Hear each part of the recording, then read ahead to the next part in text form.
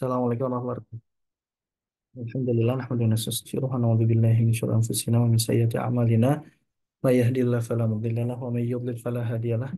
Asyhadu an la ilaha illallah wahdahu la syarika lahu wa asyhadu anna Muhammadan abduhu wa rasuluhu la nabiyya ba'dah. Allahumma shalli wa sallim wa barik ala sayyidina Muhammad wa ala alihi wa sahbihi ajma'in amma ba'du.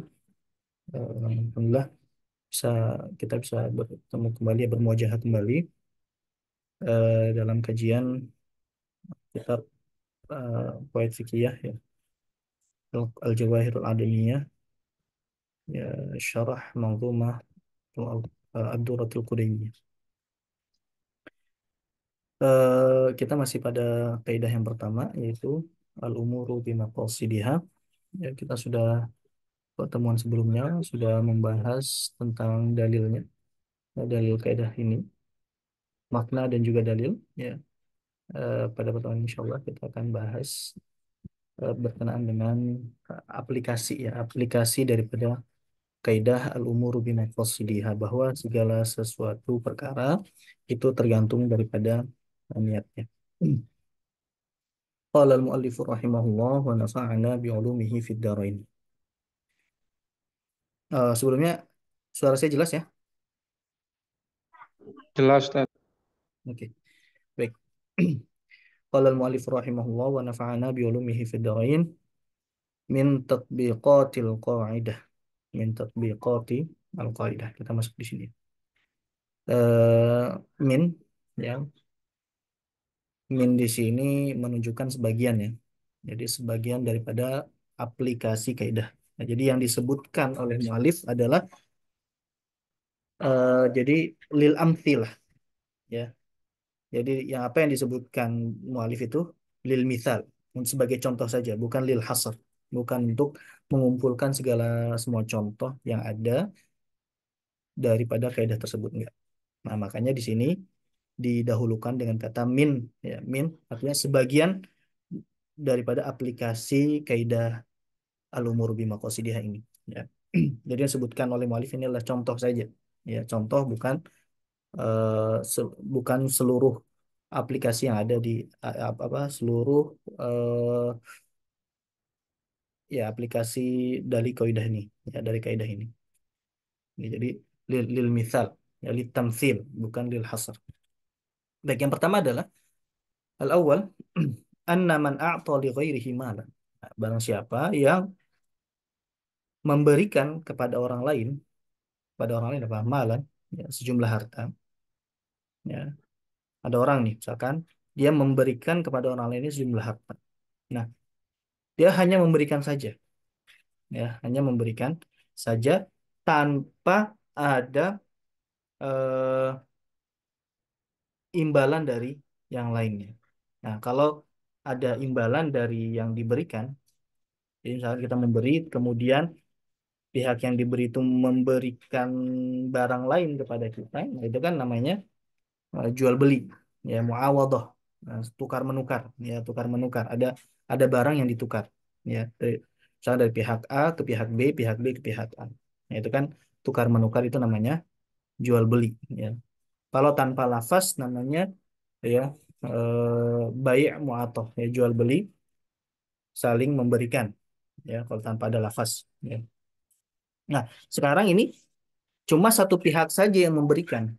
Ya, cuma satu pihak saja yang memberikan.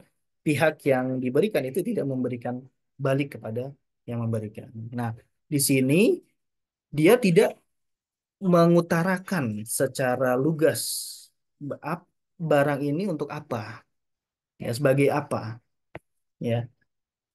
Bisa jadi ya uhtumila an yakuna zakatan, bisa jadi zakat ya, atau sedekah ya. Zakat wajib atau sedekah sunnah ya. Au qardon, atau bisa jadi apa namanya, hutang ya, dia meminjamkan kepada orang tersebut. Au hibatan, atau ini sebagai hadiah. Nah, ini memungkinkan ya, pemberian tersebut memungkinkan dimaknai sebagai zakat, hutang, atau hadiah. Nah, mana yang, bagaimana cara membedakannya? Sedangkan yang memberikan ini tidak mengutarakan secara lugas ya maksud dan tujuannya apa. Dia hanya memberikan saja. Ya. Walikulli wahidin ahkamuhu syar'iyyatul khassah. Nah, dan setiap zakat, qard ataupun hibah itu memiliki implikasi hukum yang berbeda-beda, ya. Zakat misalkan, apakah yang menerimanya ini dia sebagai mustahik zakat atau enggak, ya. Qard hutang, berarti dia harus mengembalikan hutang tersebut ya ke depannya. Hibah. Nah, kalau hibah kan boleh ke siapa saja. Boleh ke mustahik ataupun non mustahik gitu. Nah, implikasinya beda-beda. Makanya harus diperjelas. Nah, yang bisa memperjelas jika tidak ada lafaz yang menentukan maka wal maqsadu huwa alladhi yuhaddidu ayya hadhil uqudi muradun. Dan tujuannya, nah, al maqsad di sini adalah niat atau tujuannya itulah yang membatasi ini akad apa yang dimaksud. Nah, ya. Jadi kalau misalkan tidak ada lafaz maka kembalikan kepada si pemberi ya. Niatnya apa maksudnya? Ya. Baik. Ini bisa jadi ya terjadi ketika misalkan eh, eh, dia niatnya memberi zakat. Ya. Dia niatnya memberi zakat. Oh, ternyata pas dikasih tahu, oh dia tuh orang kaya loh. Dia tuh bukan mustahik. Nah, dia tuh bukan mustahik. Nah, maka si pemberi zakat ya dia memberi zakatnya gitu aja kan memang tidak perlu dalam memberikan zakat itu tidak perlu diutarakan kepada mustahiknya. Yang penting adalah niatnya ketika memberikan ya. Nah, jadi ketika dia memberikan dia nggak ada lafaz sama sekali bahwa itu zakat kepada mustahik. Nah, ternyata dia kira itu mustahik ternyata bukan. Dikasih tahu oh dia tuh bukan mustahik. Nah, maka ya di sini dia apa namanya? Memberitahukan kembali kepada mustahik bahwa engkau tidak berhak, maka saya ambil lagi ya zakatnya supaya saya berikan kepada mustahik gitu ya. Kalau nggak enakan ya anggap saja itu hibah. Kalau nggak enakan ya, kalau nggak enakan anggap saja itu hibah, tapi dia tetap wajib apa? Berarti eh, kewajiban dia membayar zakat belum belum tertunaikan gitu ya, belum tertunaikan. Makanya implikasi hukumnya berbeda-beda. Maka seperti itu ya. Baik, semoga bisa dipahami ya. Kemudian yang kedua, man talabal ilma liyubahiya liyubahiyal ulama wa yasrifa wujuhan nasi ilaihi laisa kaman qasduhu bi talabil ilmi raf'al jahli an nafsihi wa an ghairihi fal awwalu madhmumun wa tsani mahmudun. Nah, ini juga ada. Nah, ini juga berkaitan dengan jadi kita ketika membahas kaidah fikih ya, kita bukan hanya membahas terkait dengan fikihnya saja, yang mana fikih itu kan terkadang kita hanya membahas batas minimal saja, tapi di sini mualif memberikan unsur tazkiyah juga, pensucian diri. Nah, kalau babnya tazkiyah itu bagaimana kita berlomba-lomba untuk mencapai derajat maksimal. Kalau fikih kan bagaimana kita supaya ibadah kita sah. Nah, antara sah dengan maksimal afdol itu kan ada derajat gitu ya. Nah, di sini mualif memberikan contoh, ya contoh ini berkaitan dengan tazkiyatun nafs. Ya. Walaupun juga berkaitan dengan fikih juga.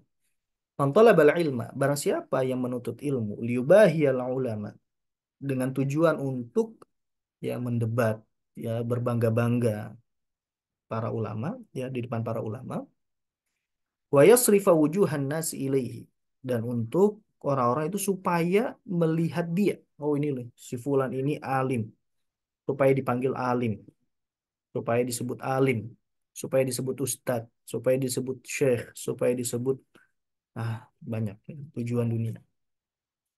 Untuk tujuan dunia ya. Nah ini kan di dalam hadis itu ya, ada orang yang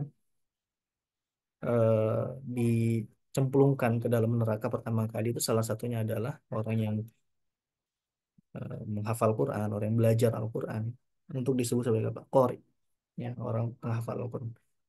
Wakodakil dan itu sudah dia sudah mendapatkan gelar itu di dunia. Nah, tapi ternyata di akhirat karena niatnya seperti itu maka ya dia pertama kali orang yang masuk neraka.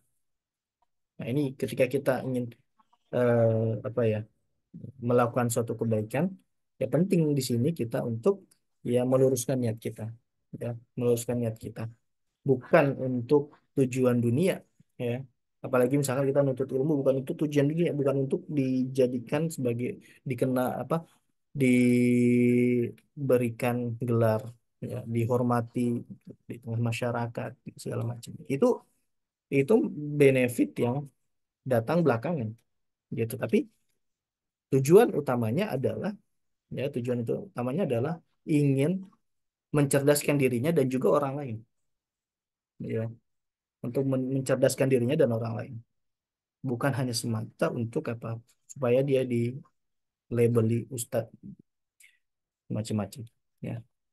Kalau zaman dahulu, ya, mungkin para ulama, ya, ya kita nggak tahu, kita tidak bisa menilai ya para ulama, eh, tapi pada zaman dahulu seandainya ada orang yang berniat seperti ini tapi mereka benar-benar dalam menuntut ilmu, tidak di zaman sekarang, ya, tidak di zaman sekarang, ya, kita lihat orang apa tidak serius dalam menuntut ilmu, gitu kan, tidak serius dalam menuntut ilmu, ya, kemudian sudah kadung dipanggil ustadz, dipanggil sudah digurukan syekh, sudah di, nah itu ya sebagaimana sabda Rasulullah SAW, ya, ya, bahwa ilmu ini akan dicabut, ya, ketika dengan dicabutnya apa para para ulama, sehingga apa orang itu akan memajukan ya orang-orang yang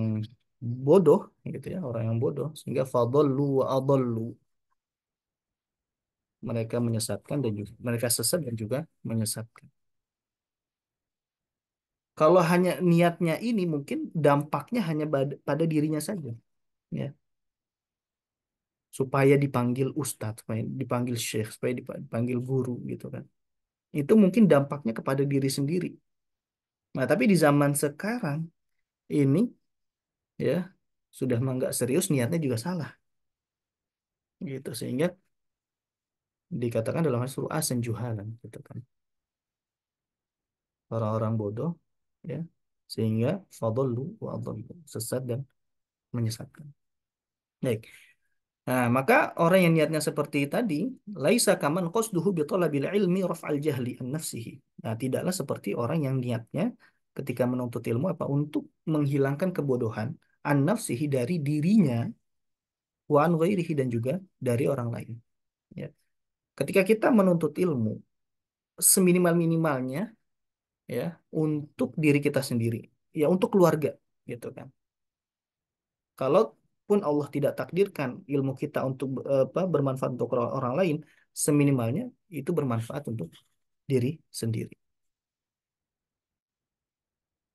Misalkan ilmu kita tidak bermanfaat ke semasa hidup kita, bisa jadi ilmu kita bermanfaat semasa wafat kita. Ini ada ya salah satu kisah ulama, mana ketika masa hidupnya, nah ini katanya ini Imam Ibnu Malik, Ibnu Malik pengarang Alfiyah, ya, yang mana matan Alfiyah ini dipelajari di ya, hampir di seluruh pesantren, khususnya pesantren tradisional. Nah, dihafal, dipelajari. Nah, semasa hidupnya beliau ini termasuk orang yang eh, ini ini ya apa apakah riwayatnya benar atau enggak ini perlu di-cross check, tapi kita bisa ngambil ibrah di sini bahwa katanya beliau semasa hidupnya ini sedikit muridnya, bahkan sampai ayo yang mau belajar kepada aku silahkan, gitu kan. Nah, itu beliau Al-Imam Ibnu Malik. Jadi ketika beliau masa hidup, beliau pengikutnya itu dikit, ya. Tapi ketika beliau setelah wafat, ya, Allah berikan keberkahan pada ilmunya.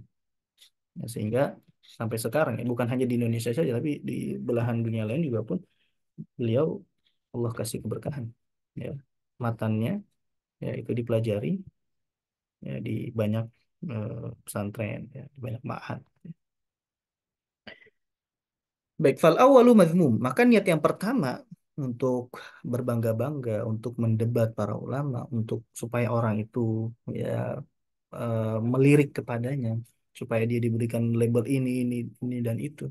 Fal awalu mazmum, maka itu tercela. Ya.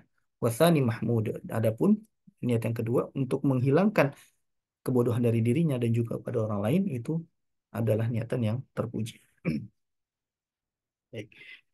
Itu contoh yang kedua. Contoh yang ketiga, anna man akala wa syariba.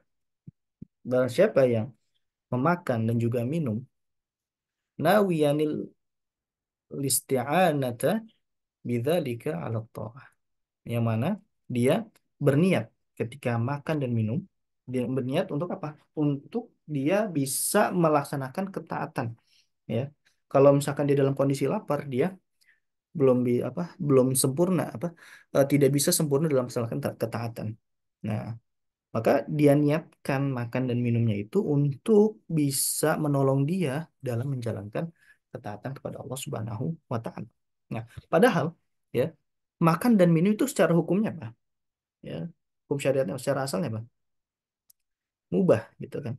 Ya, mubah. Tapi ketika disisipi niat untuk isti'anah, untuk membantu dia alat ta'ah, menjalankan ketaatan, ya, maka itu dia mendapatkan pahala atas makan dan minumnya. Nah, inilah makanya niat itu sebagai pembeda antara awaid dengan ibadat. Ya. Niat itu sebagai pembeda antara hal lumrah yang biasa kita lakukan dan juga ibadah. Ya. Padahal sama-sama makan. Saya sama dia sama-sama makan. Tapi bedanya niat kita yang menjadikan makan kita setiap apa yang kita makan itu berbuah menjadi pahala. Gitu. Kenapa? Karena niat. Gitu. Ya. Wa nama qasidan irahatal jasadi lil ibadah. Dan dia tidur ya dengan tujuan apa? Irahatal jasad untuk merilekskan, untuk mengistirahatkan tubuh supaya dia fresh ya, supaya dia semangat dalam beribadah.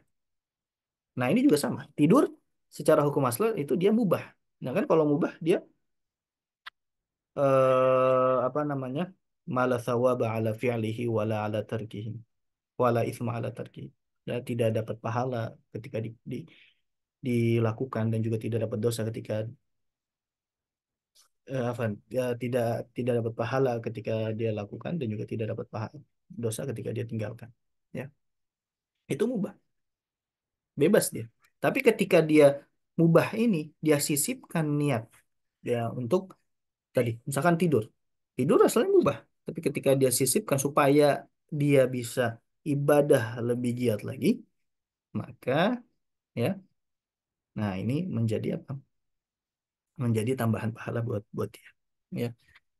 Nah, sudah lagi kita masuk bulan Ramadan ya. Allahumma barik lana fi Rajab wa Sya'ban wa balighna Ramadan. Ya. Eh, di bulan Ramadan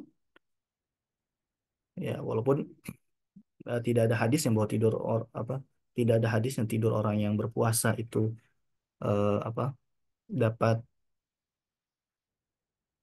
apa sih namanya menjadi ibadah gitu kan. Naumus shaum naumus shaimi ibadah itu kan bukan hadis, tapi kalau kita merujuk kepada al-umuru bimaqasidiha innamal a'malu binniyat, ya, ketika kita misalkan tidur diniatkan supaya misalkan ya malamnya kita bisa menghidupkan malam dalam bulan Ramadan, ya. Ataupun juga apa namanya supaya kita bisa lebih giat lagi misalkan tidur sebentar supaya kita bisa memaksimalkan ibadah di sepanjang hari, ya, eh, bulan Ramadan gitu. Nah, itu insya Allah menjadi pahala asalkan niatnya. Atau misalkan menghindari maksiat, ya. Ya.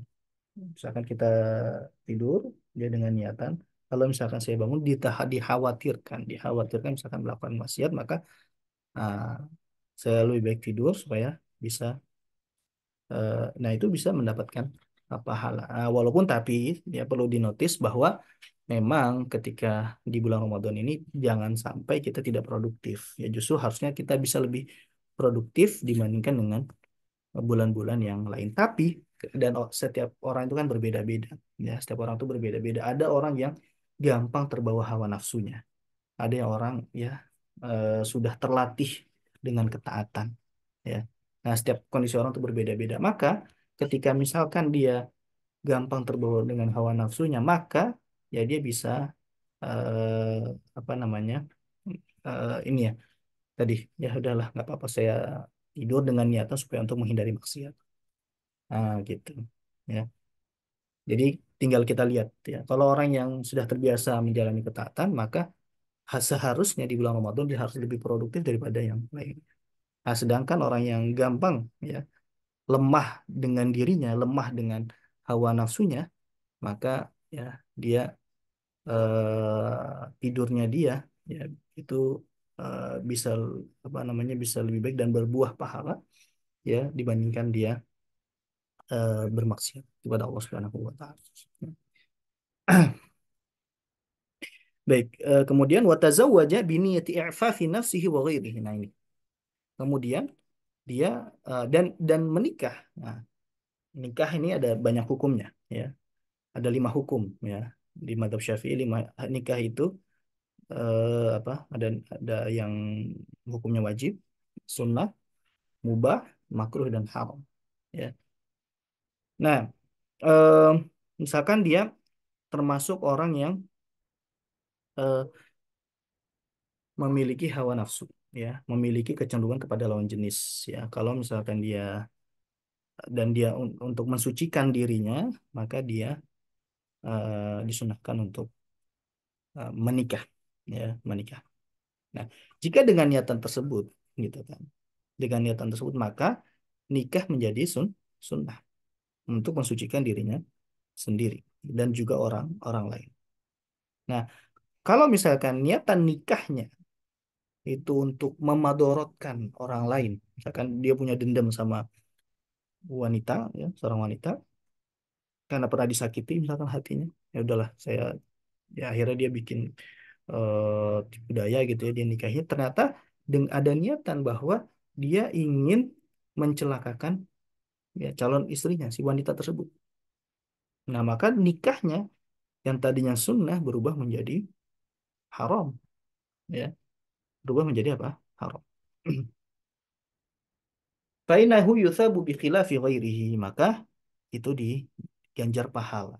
Ya, yang nikah dengan niat untuk mensucikan dirinya dan juga orang lain, ya maka itu diganjar pahala bi khilafi ghairihi, nah berbeda dengan niatan yang lainnya. Ma'anna hadhil af'ala adatun. Ya, padahal ya pekerjaan-pekerjaan ini itu apa? Makan, minum, tidur, ya, nikah, itu adalah kebiasaan, ya, kebiasaan. Illa annaha tasiru ta'atin. Ya, akan tapi ya dari kebiasaan tadi karena niat yang bagus dia berubah menjadi ketaatan. Walidha, oleh karena itu, fanniyatu wal maqasidu taj'alu minal adati ibadat. Nah, oleh karena itu, niat dan tujuan itu akan menjadikan kebiasaan menjadi apa? Menjadi ibadah. Ya. Wal ghaflatu anha, dan tidak adanya niat, ya, niat ketaatan dari perkara adat tersebut, dari perkara ibadah, ya.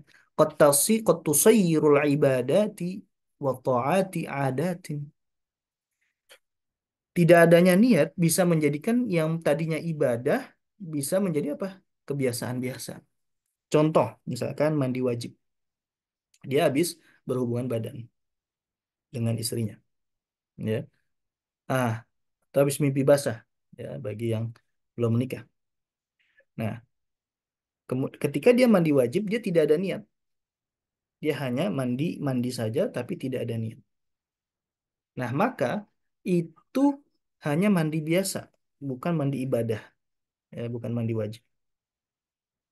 Dan kita tahu ya bahwa niat itu kan ketika mandi wajib itu apa? Itu ketika air, niatnya itu ketika air itu sudah sampai kepada salah satu anggota tubuh kita. Ya, disitulah niat. Kalau niat sebelum air itu sampai ke tubuh kita itu bukan niat ya. Niat itu ketika air itu sudah sampai tubuh kita ya. Jadi eh, pembahasan ini sangat panjang ya. Kapan itu diniatkan gitu kan. Nah, itu setiap apa ibadah itu kan ada ketentuannya sendiri-sendiri ya. Baik, faniyatu hiyal muhawwalul ajib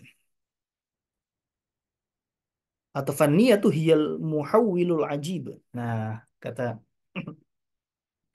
Syekh Labib ya bahwa niat itu adalah satu apa yang mentransformasi ya atau ya mentransformasi ya suatu transformer yang sangat hebat gitu ya yang merubah dari yang mentransformasi dari kebiasaan menjadi ibadah gitu. Nah, illa annaha tetapi la tuhawilul jamada ila nau'in akhar tapi tidak bisa mengubah benda mati menjadi benda hidup misalkan ya atau benda mati yang lain menjadi benda mati dari batu menjadi kertas nggak bisa. Nah, walakinnaha tuhawilul a'mala al-adiyah kan tapi dia bisa mengubah ya pekerjaan biasa ya allati tatmahillu wa tazulu bimujarradil intihai minha ila a'malin baqiyah khalidah yang mana pekerjaan kebiasaan tadi itu bisa jadi tatmahil mengkerucut watazul hilang bimujarradil intiha minha ketika kita sudah selesai menyelesaikan kebiasaan tadi. Nah, tapi bisa dengan niat bisa mengubah dari sesuatu yang eh, bisa hilang ketika sudah selesai pekerjaan tersebut menjadi pekerjaan yang pahalanya itu kontinu. Ya, pahalanya itu apa? Kontinu. Contoh misalkan, fat-ta'am wasyarab, ya, makanan dan minuman ketika kita niatkan ya untuk ibadah. Kalau kalau kita tidak niatkan untuk ibadah apa? Ya sudah, manfaatnya selesai ya. Ya pekerjaannya sudah selesai ya ketika kita selesai makan dan selesai minum. Nah, tapi ketika kita niatkan untuk ibadah maka ya, nah itu kan pahalanya itu bukan hanya saat makan dan minum saja, tapi juga setelahnya. Nah, ketika kita melakukan ibadah, nah itu pahalanya akan terus menerus ya. Oh, nikah begitu pun juga dengan nikah ya. Nikah juga sama. Ketika kita nikah, kita niatkan untuk ibadah, untuk i'faf, untuk mensucikan diri. Nah, wah, masya Allah. Ya. Nah, ini makanya nih, wa fi budai ahadikum sadaqah. Ya, bahwa ketika kita mau melakukan hubungan suami istri, melakukan hubungan ranjang dengan pasangan sah kita, itu akan menjadi sedekah. Masya Allah. Ya. Bagaimana kita bayangkan ya, pernikahan ini yang ya, ibadah yang lama ini, ya, itu kita bisa mendapatkan pahala ya selama itu gitu ya. Walaupun dalam secara zahirnya kelihatan, oh kayaknya ini untuk hanya ingin melampiaskan hawa nafsu saja, tapi ya justru di situ dinilai oleh Allah Subhanahu wa taala sebagai ibadah. Wa fi bud'i ahadikum shadaqah. Ya. Kalian apa sih namanya? Ya ber bersenggama ya, bersenggama dengan istri kalian itu adalah sedekah, itu adalah ibadah. Masya Allah. Jadi kok hanya kita misalkan niatnya itu saja, ya, nah, itu bisa menjadi ibadah. Tapi kalau tidak ada niatan itu untuk mensucikan diri, ya, kullu dzalika zailun dzahibun. Nah, setiap itu akan hilang. Kenikmatannya akan hilang. Ya. Kenikmatan makan, kenikmatan minum, kenikmatan berhubungan badan itu akan hilang. Faidza qasada al-'abdu bihi niyatan salihah. Nah, kecuali kalau misalkan dia, ya, meniatkan itu dengan niat yang baik. Ya. Ka'an yanwiyat taqawi bit ta'ami wasyarabi ala ta'atillahi azza wa jalla. Seperti dia meniatkan untuk menguatkan diri, ya, untuk eh, taat kepada, untuk menjalankan taat kepada Allah dengan cara apa? Dengan makan, minum, ya, untuk kuat dalam ibadah. Nah, itu pahalanya akan continue, ya, terus menerus. Wa ka'ayya'iffa au yu'iffa nafsahu aniz zina bin nikah. Seperti juga mensucikan dirinya dari zina dengan cara apa? Dengan cara nikah.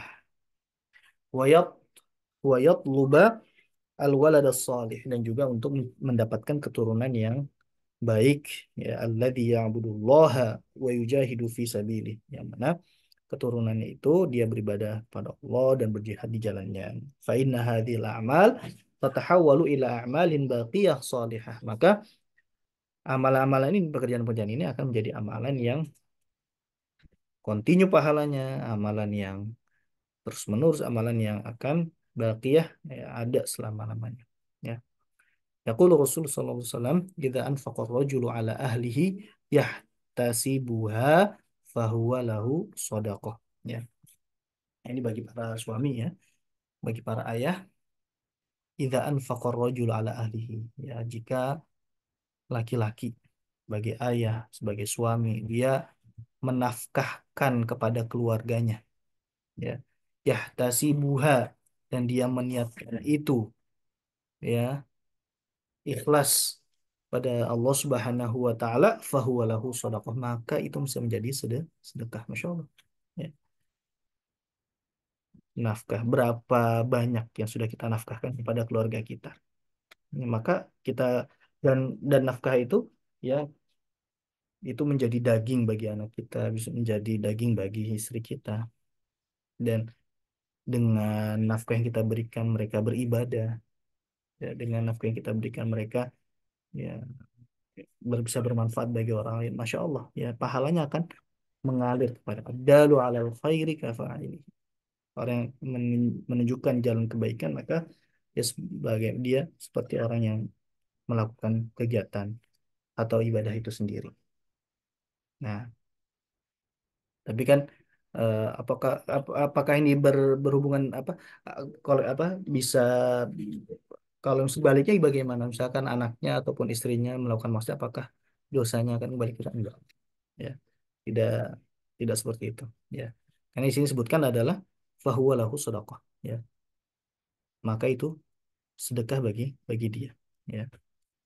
Fal infaqu bi niyatil ihtisabi yatahawwalu ila sadaqatin yudakhiru li sahibiha ajraha wa thawabaha. Maka memberikan nafkah, ya, dengan niat ikhlas kepada Allah Subhanahu wa taala akan menjadikan sebagai sedekah yang itu, ya, akan disimpan bagi yang memberikannya, yaitu suami ataupun dari bapaknya, menjadi pahala, ya, di akhirat kelak, ya. Ya Allah, ya. Tapi jangan sampai, ya, giatnya kita, ya, dalam bekerja melalaikan ibadah-ibadah yang utama, ya. Sholat, nah ini kan banyak, ya. Dia sudah bagus dalam memberikan nafkah kepada anak istrinya, tapi ibadah yang utama yaitu sholat, gitu kan, itu ditinggalkan dengan alasan sudah lelah dalam bekerja, ya. Eh, Padahal sholat itu, ya, hanya sebentar, gitu, ya. Nah, ini perlu kita cerdaskan, ya, masyarakat kita yang ada di sekitar kita, bahwa apa yang dia kerjakan sudah bagus, ya, memberikan, mencari nafkah untuk keluarganya, bahkan disebutkan dalam hadis yang lain itu sebagai mujahid, ya, orang yang berjihad di jalan Allah. Nah, tapi jangan sampai dinodai, ya, ibadah dia itu dengan hal-hal yang apa namanya hal-hal yang membuat murka Allah Subhanahu wa taala, yaitu meninggalkan sholat, ya. Baik, wal amru amron, amrun yuf'al wa amrun yutrak. Dan perintah itu ada dua, ya. Ada amrun yuf'al, perintah untuk dikerjakan, wa amrun yutrak, dan perintah untuk ditinggalkan. Amrun yuf'al, nah ini ya perintah biasa, ya, al amru. Amrun yutrak, yaitu perintah untuk ditinggalkan, ya berarti an-nahyu, ya larangan, ya. Fal awalu, yang pertama, qad takunu niyatu syartan fi sihhatihi wa qabulihi. Nah, perintah yang pertama itu perintah untuk dikerjakan, ya, yang sifatnya nanti wajib ataupun sunnah, maka qad takunu an-niyatu syartan. Nah, bisa jadi kalau qad setelahnya fi'il mudhari ini artinya adalah bisa jadi, ya. Bisa jadi niat itu sebagai syarat sah dan diterimanya ibadah tersebut. Wa husulits thawab, dan mendapatkannya pahala ibadah tersebut. Seperti apa? Kan niyati fil wudu. Seperti niat dalam berwudu. Wassalati wassiyami wazzakati. Niat dalam berwudu, sholat, puasa, dan zakat ini semuanya perlu perlu niat. Syarat, ya. Kalau misalkan tidak ada niat, maka nah dia tidak sah wudunya, sholatnya, puasanya pun zakatnya. Waqad takun, dan bisa jadi waqad takunu an-niyatu syartan fi tarattubi thawabi alaihi wa in kana yasihu biduniha. Nah, bisa jadi niat itu syarat sebagai syarat untuk mendapatkan pahala, akan walaupun bukan menjadi syarat sah, ya, walaupun ibadah tersebut sah tanpa niat. Seperti apa? Kal infaqi ala ahl, seperti memberikan nafkah kepada keluarga. Memberikan nafkah kepada keluarga itu sah tanpa adanya niat. Nah, tapi supaya dia mendapatkan pahala yang besar, ya, mendapatkan pahala yang besar apa? Dia harus meniatkan. Sebagaimana yang di dalam hadis, yahtasibuha, yahtasibuha fahuwa lahu sadaqah. Jika dia niatkan ikhlas karena Allah Subhanahu wa taala, maka itu jadi sedekah bagi dia, ya. Nah, kalau dia tidak niatkan, maka tetap sah nafkahnya, tapi ya dia tidak mendapatkan pahala, ya. Baik, watsani, yang kedua, wa huwa ma yuqsadu tarkuhu. Nah, apa yang di eh, apa apa yang ditujukan untuk ditinggalkan. Itu larangan, ya, an-nahyu, larangan. Takunu niyatu syartan li husuli thawabi alaihi. Nah, bedanya antara perintah dengan larangan, kalau larangan ini untuk meninggalkan larangan tidak perlu niat. Tapi supaya kita mendapatkan pahala dalam meninggalkan larangan, ya, itu apa? Nah, kita perlu nih niat. Misalkan kita lagi kajian seperti ini. Nah, ini kan banyak kita meninggalkan berbagai macam maksiat. Maksiat apa? Misalkan berkata-kata kasar, ya, maksiat melihat yang tidak diperbolehkan, yang diharamkan oleh Allah Subhanahu wa taala, ya, zina maupun trik dan yang lain sebagainya, ya. Nah, ini kan banyak yang kita tinggalkan dalam kondisi kita seperti ini. Nah, nah itu kan tidak perlu niat, ya. Nah, tapi kapan kita meninggalkan perkara-perkara tersebut supaya kita bisa mendapatkan pahala, pahala dalam meninggalkan larangan. Nah, kalau kita mau mendapatkan pahala dalam meninggalkan larangan, nah kita perlu apa nih? Niat, ya, perlu niat. Makanya ketika kita melakukan kegiatan positif, kita niatkan saya melakukan kegiatan positif ini untuk, ya, meninggalkan perkara-perkara yang negatif, insya Allah akan mendapatkan pahala. Pahala dia melakukan hal positif tadi, dan pahala dia meninggalkan, ya, larangan yang sudah Allah, ya. La syarta, la syarta sihah, bukanlah syarat syarat sah. Contoh misalkan kaizalati an najasa seperti menghilangkan najis. Menghilangkan najis ya.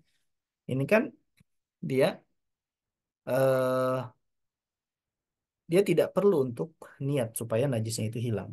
Asalkan sudah disucikan dengan apa perkara-perkara apa benda-benda yang dapat mensucikan seperti air misalkan ya.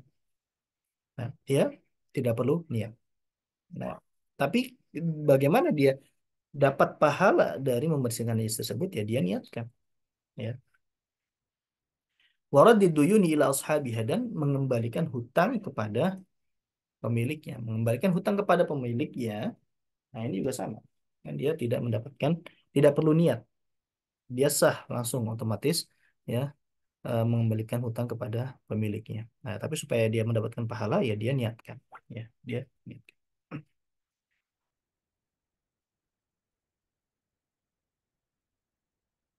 Wa mimma yajduru at-tanbihu alaihi anna al-alfadh as-sarihah fi abwabiha la yunzaru fiha ila qasdi iqaiha. Nah, dan perlu untuk di notice di sini ya bahwa lafaz-lafaz yang sudah sharih, yang sudah jelas, lugas di bab-bab tertentu, ya di bab-babnya la yunzar fiha ila qasdi iqaiha tidak perlu dilihat kepada maksud dan tujuannya. Nah, ini khususnya yang berkaitan dengan orang lain, ya, khususnya yang berkaitan dengan orang lain. Contoh misalkan talak, ya, talak. Ada seorang suami mengatakan kepada istrinya anti tolik, kamu saya talak, ya.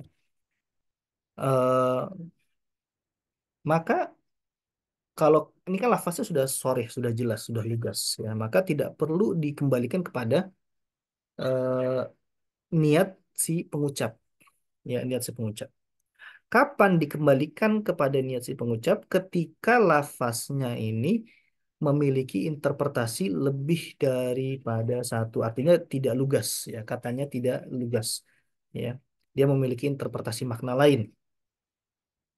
Nah, kalau seperti ini, lafaz yang digunakan memiliki interpretasi makna lain, maka nah, kembalikan ke niat. Tapi kalau tidak memiliki interpretasi makna makna lain, maka ya tidak perlu dikembalikan ke niat karena lafaznya sudah sharih.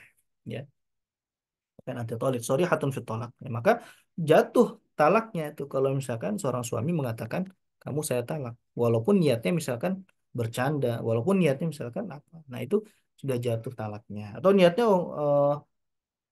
makna yang lain misalkan. Enggak, ya. Karena itu sudah sharih, ya, sudah jelas lafaznya.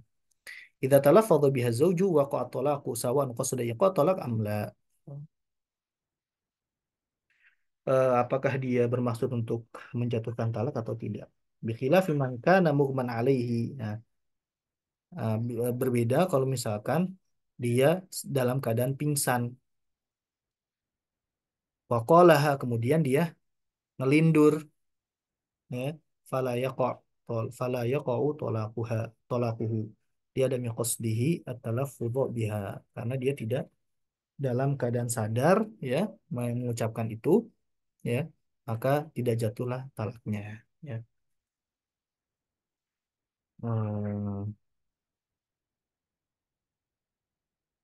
Nah, di sini ada latihan, ya, silahkan iqra ma dzakarahu Fuqaha Syafi'iyah, bacalah apa yang disebutkan oleh eh, apa namanya ulama mazhab Syafi'i, ya.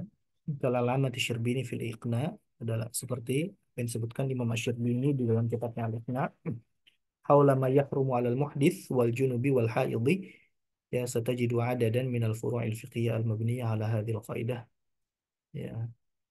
Nah, ini dia berkaitan apa yang haram bagi orang yang sedang berhadas, orang yang sedang junub, orang yang sedang haid. Ya, ini ada beberapa perkara yang berkaitan dengan masalah ini. Ya. Contoh misalkan membaca Al-Quran bagi wanita haid. Ya. Membaca Al-Quran bagi wanita haid kan asalnya nggak boleh. Di dalam madhab Syafi'i itu tidak boleh. Ya, tidak boleh. Nah, tapi ketika niatnya adalah zikir, Nah, beda antara niat zikir dengan niat baca Quran. Ya. Di dalam mazhab Syafi'i itu dibedakan antara niat zikir dengan niat baca Al-Quran. Kalau niatnya zikir, maka dia boleh. Si wanita haid boleh membaca Al-Quran tersebut dengan niatan zikir, bukan dengan niatan baca Al-Quran. Ya. Nah, makanya ya yang hafizah, kalau misalkan dia ingin murojaah, maka niatkannya ketika dia sedang haid, ya, dia niatkan apa? Niat niat zikir, bukan niat baca Al-Quran. Nah, ini perkara membaca ya. Ada membaca, ada menyentuh mushaf. Nah, itu dua perkara yang berbeda. Nah, kalau menyentuh mushaf, ya, maka solusinya bagaimana? Kalau misalkan dia eh, apa namanya eh, berzikir dengan Al-Quran ini, dia harus menyentuh mushaf gitu. Maka ya solusinya adalah dengan Al-Quran yang ada terjemahannya atau ada tafsirannya. Tapi dengan syarat tulisan tafsirannya dan juga terjemahannya itu lebih banyak daripada tulisan Al-Quran. Ya, tulisan Al-Quran. Nah, itu apa namanya berkaitan dengan membaca Al-Quran tentang haid ya. Ini nanti merujuk situ karena tadi ya bahwa memang salah satu pembahasan ya yang berkaitan dengan niat ini dalam pembahasan wanita haid adalah seperti itu membaca. Ya, jika niatnya adalah zikir, nah, maka dia boleh. Tapi kalau niatnya baca Al-Quran itu tidak boleh, baik haid maupun junub ya, baik haid maupun junub. eh Baik, mungkin sampai situ dulu ya. Eh, yang bisa kita bahas, insya Allah pertemuan selanjutnya kita masuk ke kaidah yang kedua, ad-dararu yuzal, bahwa dararu yuzal, sebuah kemudaratan itu harus dihilangkan. Baik, saya kira cukup ya. Sampai sini dulu pertemuan kita. Kita akhiri dengan baca hamdalah dan doa kafaratul majlis. Alhamdulillahirabbil alamin.